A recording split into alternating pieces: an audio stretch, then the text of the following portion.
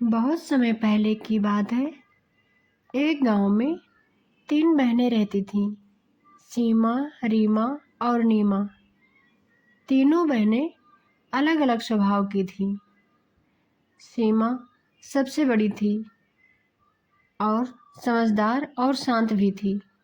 रीमा मस्तीखोर और बातूनी थी और नीमा सबसे छोटी थी, मासूम और थोड़ा नादान थी।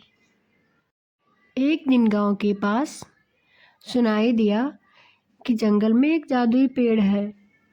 गांव वालों ने सुना कि उस पेड़ के फल खाने से कोई भी इच्छा पूरी हो सकती है। तीनों बहनों ने सोचा, क्यों ना हम कोशिश करें, और वे तीनों बहनें जंगल की ओर निकल गईं।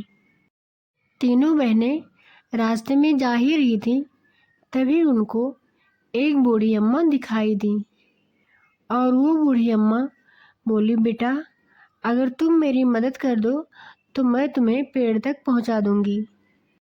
तब तक रीमा बोली, हमें देर हो रही है, हम बाद में तुम्हारी मदद करेंगे। नीमा बोली, चलो बाद में मदद करेंगे। लेकिन सीमा वहीं रुक गई। सीमा वहाँ अम्मा की टोकरी उठाई और अपने सर पर रख ली। तब अम्मा मुस्कुराई और बोली, तुमने दिल से मेरी मदद की है बेटा, मैं तुम्हें जादुई रास्ता दिखाऊंगी। सीमा ने दोनों बहनों को बुलाया और तीनों अम्मा के बताए हुए रास्ते से चल पड़ी। तीनों बहनें उस पेड़ के पास पहुंच गई। रीमा पेड़ को देखकर बोली, मुझे ढेर सारा सोना चाहिए। तभी पेड़ बोला, जो सच्चे दिल से अपनी इच्छा करेगा वही फल पा सकता है। और नीमा बोली, मुझे सुंदर सुंदर कपड़े चाहिए। पेड़ एकदम चुप हो गया।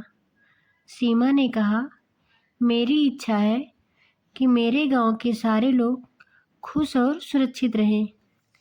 तभी पेड़ चमक उठा और एक बड़ा फल सीमा के हाथ में आ गया। फल से गांव में खुशहाली फैल गई।